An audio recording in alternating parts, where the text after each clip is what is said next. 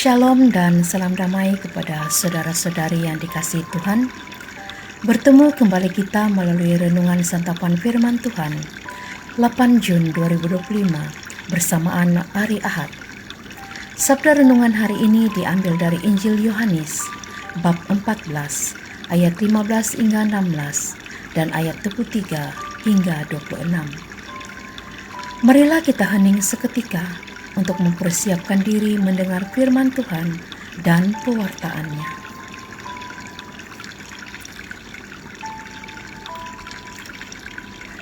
Inilah Injil suci menurut Yohanes. Dimuliakanlah Tuhan. Pada perjamuan malam terakhir, Yesus berkata kepada murid-muridnya, "Jikalau kamu mengasihi Aku, kamu akan menuruti perintah-perintahku. Aku akan minta kepada Bapa, dan Ia akan memberikan kepadamu seorang penolong yang lain, supaya Ia menyertai kamu selama-lamanya. Jikalau seseorang mengasihi Aku, ia akan menuruti firman-Ku. Bapa-Ku akan mengasihi dia. Kami akan datang kepadanya dan tinggal bersama-sama dengan dia. Siapa saja yang tidak mengasihi Aku, ia tidak menuruti firman-Ku. Dan firman yang kamu dengar itu bukanlah dari Aku, melainkan dari Bapa yang mengutus Aku. Semuanya itu Aku katakan kepadamu, selagi Aku berada bersama-sama dengan kamu. Tetapi penolong, yaitu Roh Kudus, yang akan diutus oleh Bapa dalam nama-Ku, Dialah yang akan mengajarkan segala sesuatu kepadamu dan akan mengingatkan kamu tentang semua yang telah Aku katakan kepadamu." Injil Tuhan. Terpujilah Kristus.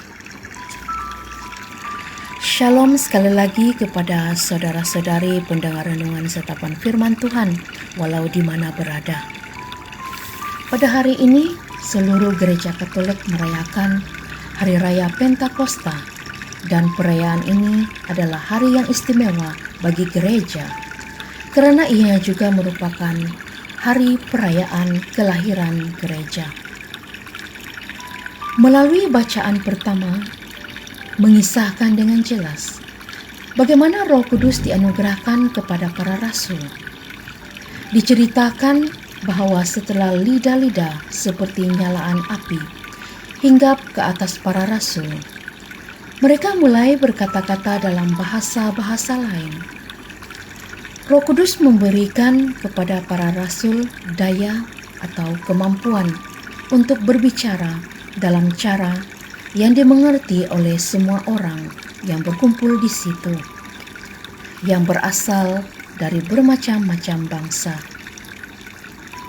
Kekuatan Roh Kudus juga telah menular kepada orang-orang lain yang berkumpul di situ, yang telah melihat peristiwa itu secara langsung.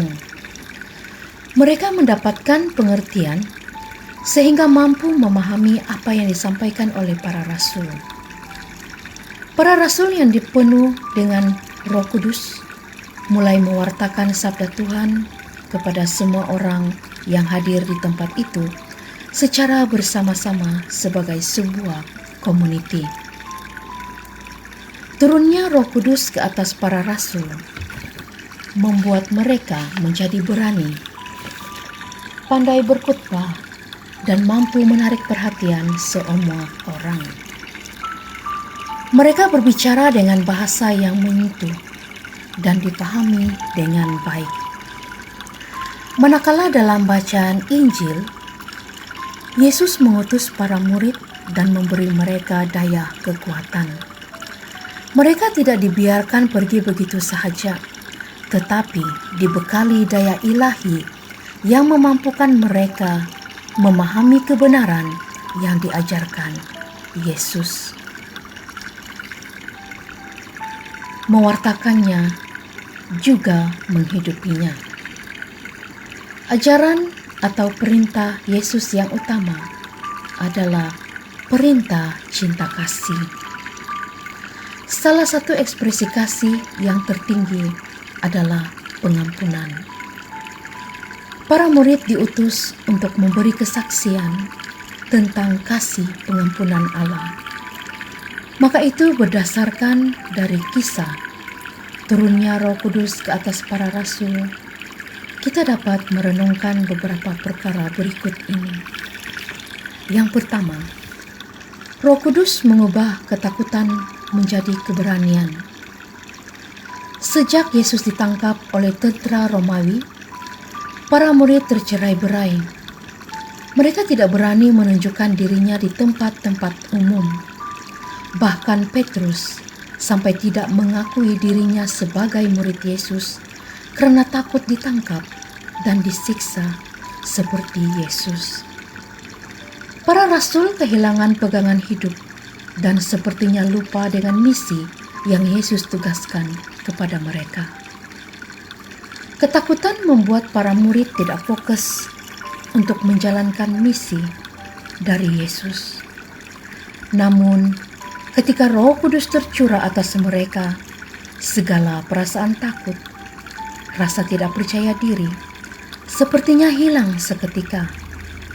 Sebagai gantinya, mereka menjadi orang-orang yang begitu percaya diri dan tidak takut untuk tampil di depan umum.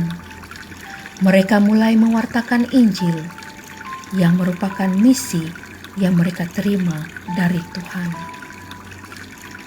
Roh Kudus yang sama juga tercurah atas kita.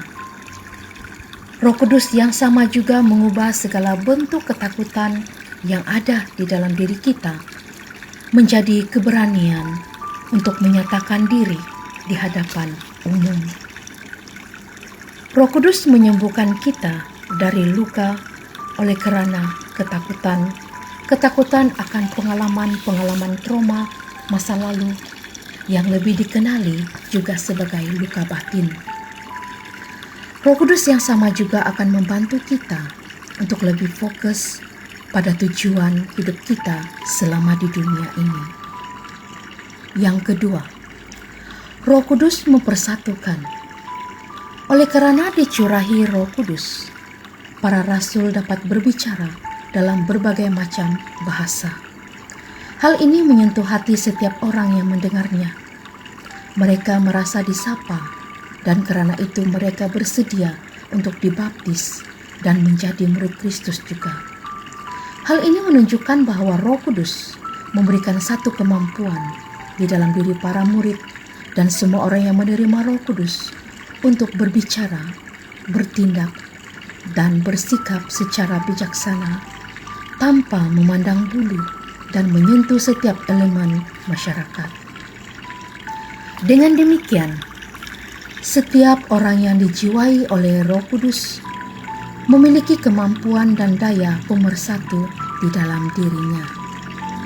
Roh Kudus adalah penolong yang dikirim Allah untuk menyertai penziarahan hidup kita. Ia menolong kita untuk bangkit dari keterpurukan hidup. Ia menolong kita untuk mengubah derita menjadi sukacita. Ia menolong kita untuk meredam konflik dan menumbuhkan semangat persaudaraan.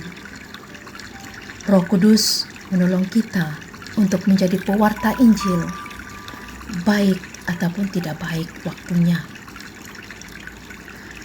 Saat seseorang dibaptis, orang beriman membuka diri untuk menerima Roh Kudus yang diperteguh lagi dalam sakramen Krisma.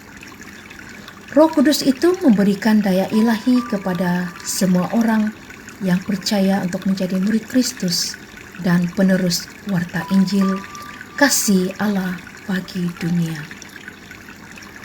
Kita tidak diberi jimat atau kekebalan fisik, tetapi kuasa dan kekuatan rohani untuk menjadi tanda kehadiran Allah yang penuh kasih di dunia.